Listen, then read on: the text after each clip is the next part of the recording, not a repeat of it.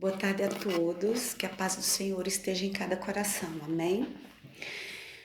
Estou com a palavra de Deus aqui, amados.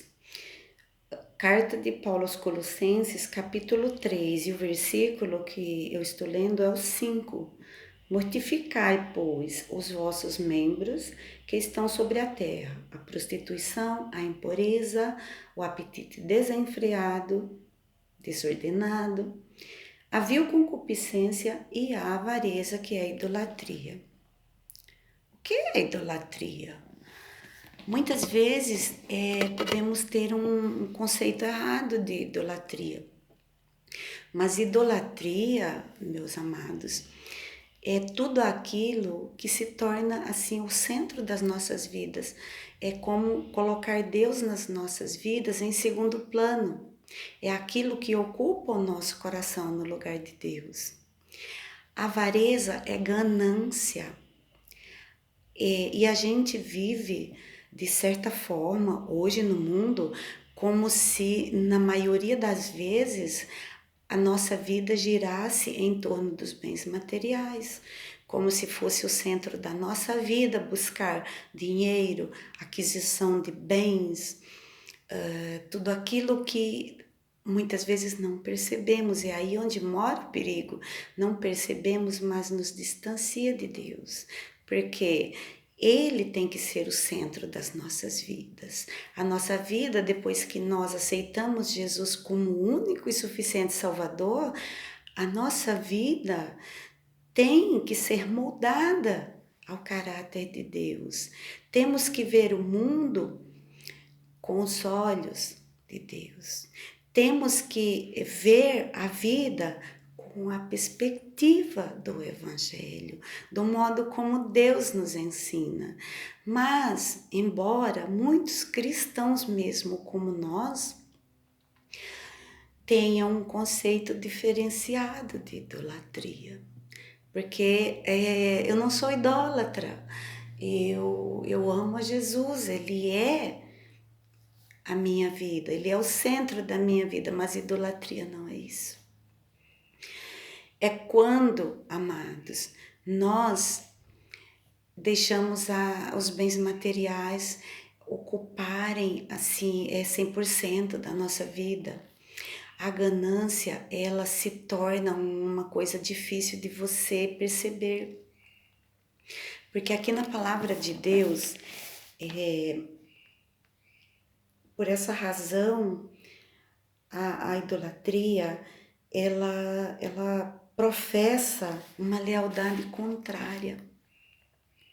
Somos instigados a uma certa concorrência desleal, né?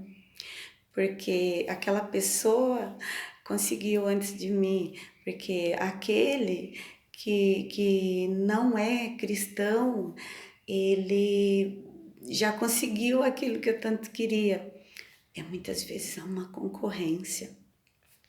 Amados, não pode, nada pode ser colocado em pé de igualdade com o nosso relacionamento de Deus e a sua palavra. A perspectiva de Deus, o olhar de Deus sobre a terra, corre um perigo muito grande de ser visto com os nossos olhos. E não podemos, temos que ver o mundo com a perspectiva de Deus. O que Deus quer para nós? Não é o melhor dessa terra, não é a terra onde emana leite e mel. Heróis da Bíblia tiveram riqueza, por que eu não posso? Amados, prestemos bem atenção. Se Deus quiser que você tenha riqueza e ajude pessoas, ajude os mais necessitados, Ele vai te dar bens materiais. É um outro estudo, é uma outra palavra que nós podemos abordar qualquer dia desses. Hoje, o foco é ganância, avareza e o perigo disso nas nossas vidas. Quando colocamos coisas na nossa vida que está se tornando o centro dela. e muitas vezes não percebemos. Simplesmente vai nos envolvendo, colocando aquilo em destaque na nossa vida. Amados, podemos amar o que temos, ao invés de ficarmos desesperados buscando coisas materiais que não preenchem o vazio do nosso coração. Podemos ser felizes com o que temos, amar aquilo que temos e não simplesmente ter aquela meta na nossa vida. Até o ano tal eu quero isso, até o ano tal eu quero isso. Perceba bem, o foco da nossa vida tem que ser: Deus, coloca para mim na minha vida aquilo que o Senhor vai preencher o vazio existencial da minha vida. Coloca no meu coração aquela paz que eu tanto busco para que aquele vazio seja preenchido. Isso é moldar a minha vida aos olhos de Deus, a perspectiva de Deus. Ele nos ensina na sua palavra que quando a paz reina em nosso lar, nós já então percebemos qual é a verdade libertadora. Quando a paz reina em nosso coração, é porque nós já percebemos qual é a verdade libertadora. A paz é, na realidade, o contrário dessa ganância, o contrário dessa avareza. Quando a paz encheu meu coração, é porque eu deixei Deus ser o centro da minha vida. É porque eu deixei Jesus moldar a minha vida ao seu caráter, que é o Evangelho, que é a sua palavra libertadora. Libertadora porque, na verdade, ela encheu o meu coração de paz, de algo que não é a avareza, a ganância, o apetite desenfreado pelas coisas terrenas. Abstrato, obscuro, difícil de entender? Sim, porque muitas vezes o nosso ego quer falar mais alto. Meus amados, vejamos aqui o que Deus diz sobre a idolatria. Tradições ou autoridades aqui na Terra. Muitas vezes nós nos apegamos a essas tradições.